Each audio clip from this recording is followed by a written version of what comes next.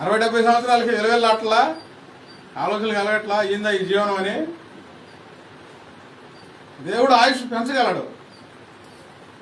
ఆయుష్ పెంచితే ఏం చేస్తావు? బాధలు పాలవుతావు, బాధపడతా బతుకుతావు. అందుకని దేవుడు ఆయుష్ తగ్గించేసి, ఎందుకులే ఆయుష్, కోరికలు పెరిగిపోతా ఉంటాయి, ఆయుష్ తగ్గించేసి. అయితే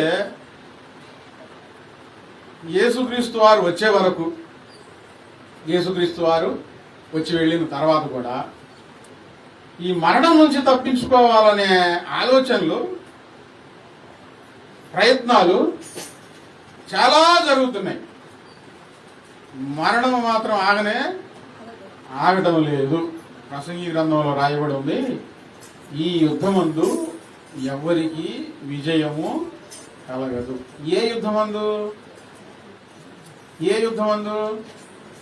మరణం అనే